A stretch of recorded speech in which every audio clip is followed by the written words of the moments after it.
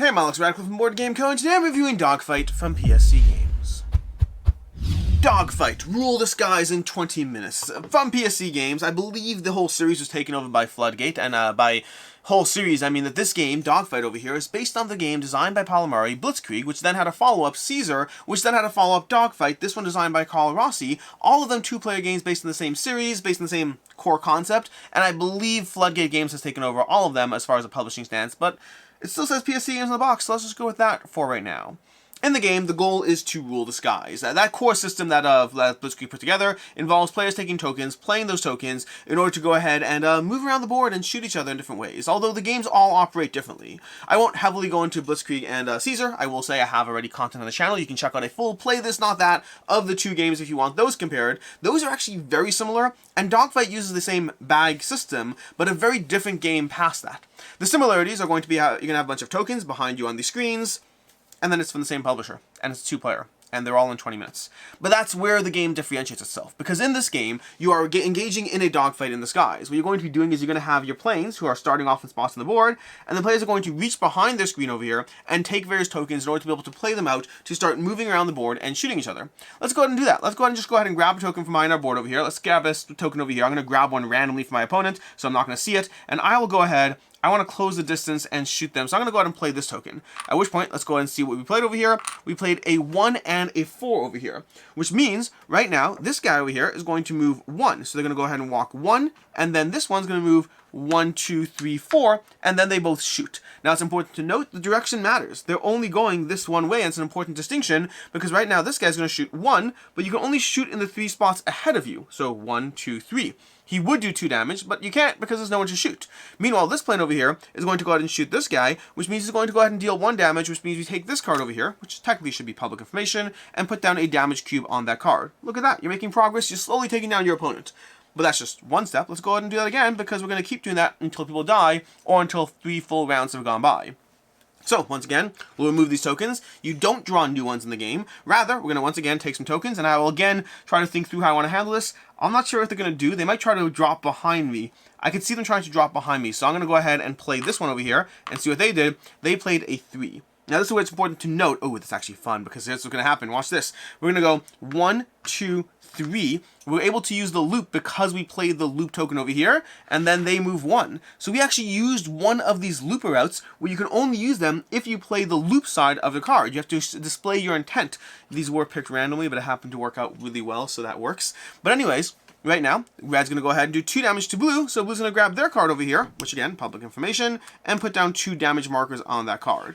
Players are going to continue this process, slowly moving around the board, playing cards, trying to effectively outwit each other, because in the game, if someone's behind you, you can either zip ahead, try to play a 5 to get ahead, or maybe just play a 0, stay still while they zip ahead in front of you, and now you're blasting them from behind. You're constantly trying to think through how will they operate, but you're doing so with the knowledge that they have different cards over here.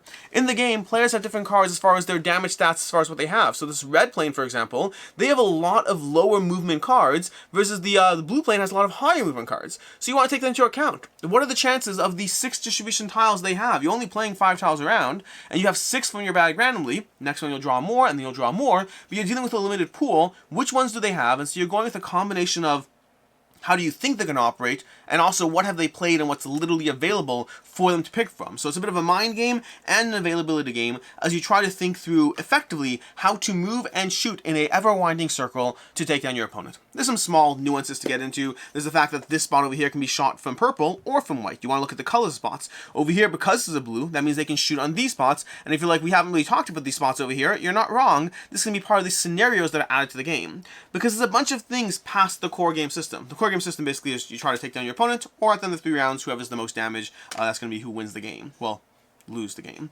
But you also have a bunch more things. We have more planes over here. We have all these more planes, different configurations of tiles. So you can have different, and some of them have abilities too, but for the most part it's configurations of tiles. You can see these guys have abilities, some more abilities, some more abilities. There's lots of configurations of tiles on them as far as how these planes operate differently, showing the total damage, the total tiles, all those things on them. We have our handful of actual planes to represent them, because what would the game be without some planes? And then we also have scenarios. Scenarios are going to be different things, such as, you know, escort missions or bombing missions, things you can do like You know, a classic bombing scenario over here would be that you have on the board these various spots over here, and on these spots, players are moving around the board, and you have one player who's trying to bomb the board effectively as they move around the board, trying to like drop off tokens by the various bombing spots. Meanwhile, the other player's trying to shoot them down. So you can have asymmetric scenarios that are going on along with this game, along with the basic concept of the game. You have asymmetric scenarios that are mixing up the gameplay experience. I believe there's 4 of them. I'd have to double check. I think there's 4 different asymmetric scenarios, all giving you slight different rules variations.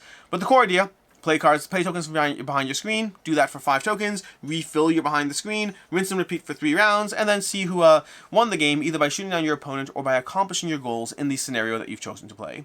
And that is how you play Blitzkrieg, which brings us to ease of play. Ease of play over here, or the review, starting with ease of play. Now, ease of play, incredibly easy to go into. If you've played any of the games in the series, you already know the bag building concept. Past that, there's nuances as far as how this one operates, but the core idea is you're just playing a tile simultaneously, you're both moving simultaneously, then you're both trying to shoot simultaneously, although usually only one of you is actually going to be able to shoot the other. I say usually, but I'm pretty sure always. I think always, only one of you can shoot the other as you go through this. As far as, and then the game plays in like 20 minutes. That 20-minute thing is accurate. I mean, I think the last game I played was like 9 minutes. That's probably because I got destroyed in the first round of play, but we don't have to focus on that.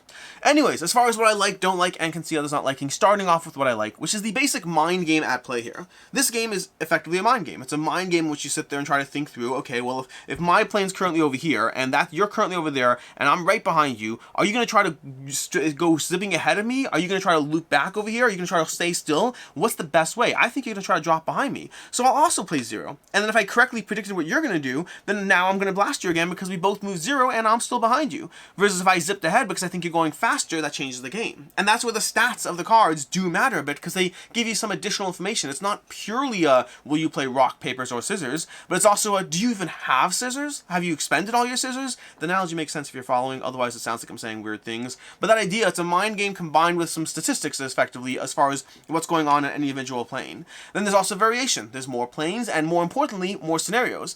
Because the mind game only takes you so far, we'll get to that in the things I don't like, but the scenarios do give you more things to focus on. So yes, you play a few games, you figure out how to get into your opponent's mind and blast them out of the skies as you outmaneuver, outpredict how they're going to operate, and then you've seen what the game has to offer. But that's what the scenarios will give you something else to focus on. You have a bunch of scenarios that mix up the gameplay experience, giving that same core concept you've just learned and forcing you to apply it to different scenarios at play. I want more scenarios because, well, we'll get to that. We'll get to the things I don't like too. But either way, but yeah, I like the scenarios. The planes, the different planes, I like having the variation. I honestly, I kind of like the blue and red.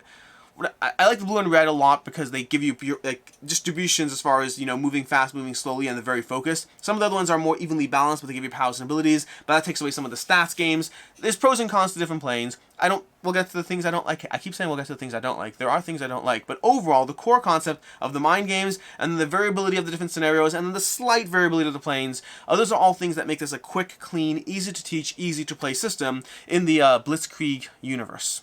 I don't know if it's a Blitzkrieg universe, but like, I think of it as a Blitzkrieg universe, even though it's designed by a different person in this one, but it's clearly part of the same system of games. Anyways, as far as things I don't like, first of all, differentiated planes didn't feel that different to me. They have some abilities and things, but for the most part, the planes didn't feel meaningfully different as I went through this. I didn't feel like, oh my gosh, I want to play the green plane, or I want to try that plane. I haven't played all the planes yet, but I'm still trying them out for the sake of trying them out. But I don't have like, oh my gosh, I'm excited to play something new. I don't get the sense of playing something new so much as, okay, I'll just read the blurb on how this one's different, or just look at the different stats and then play it. I'm not excited about the different planes. I'm happy they're there because, like, I'll take it, but I'm not overly excited about the different planes. I'll also say that, at least for the core game, there's not a lot going on here, except outside of the core concept of try to outthink your opponent with mind games, while being mindful of additional stats.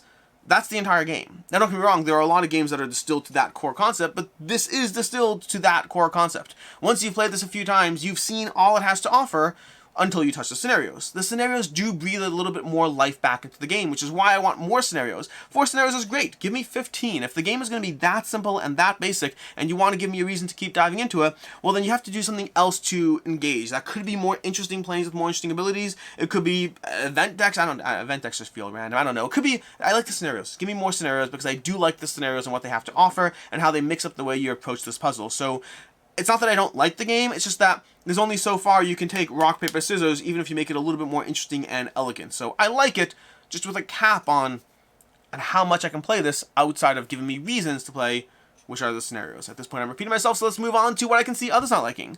The game can feel totally random. If you're not enjoying, if you're not able to, I guess, get into your opponent's head, it can just feel like a random game where you just lose all the time and you're like, whatever, you know, congratulations, you won. This game can be frustrating. I've played against people who didn't get a sense or feel of how much fun it is to try to think through what you're going to do and how to react accordingly. I've played against people who just didn't vibe with the system, and they just didn't feel in control of what's going on. I do feel there are mind games. I do feel there's thinking and outthinking your opponent, and I do feel there's reliance on some degree of stats to also affect your choice, but also to get into your opponent's head because of that choice. You know, I can be mindful of my own stats and try to act for or against those depending on how you're playing. So there is a lot of thinking through your opponent's plan of action, and that's why I appreciate it. But if you don't get that feeling, it will just feel random and frustrating, and that's just not fun. That can be magnified too by drawing a hand of like all twos behind your screen and having none of your higher movements. You have no flexibility that round. So it's a game that you might not appreciate if you don't get a sense for it.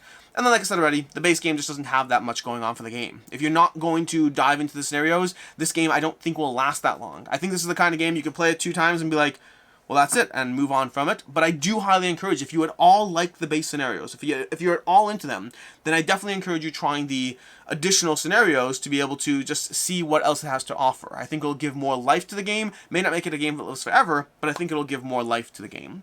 As far as my final thoughts on this game, on Dogfight, I enjoy it. I enjoy Dogfight. It is arguably my least favorite of the Blitzkrieg series. I shouldn't say arguably. It's definitely my least favorite of the Blitzkrieg series. I loved Blitzkrieg. And then Caesar came along, and I liked Caesar more than Blitzkrieg, and they feel very similar. Dogfight actually falls in an interesting space where I like it less than Blitzkrieg, but it feels more different to the point that I still want Dogfight. I'm still keeping Dogfight for now. I do not think it's a game that lives in my collection forever. I think it's just too rock, paper, scissors for me to appreciate this one, you know, dozens of plays in. But I'm enjoying it for right now. I still like it for what it does right now. It is a simple, accessible, easy little mental mind game of trying to outthink your opponent. The 20 minutes part helps. There's other games that do that kind of concept, but for right now, I like it. It's a 3.5 out of 5. I do not think it's a lives forever game, but I certainly enjoy what it's doing at the moment.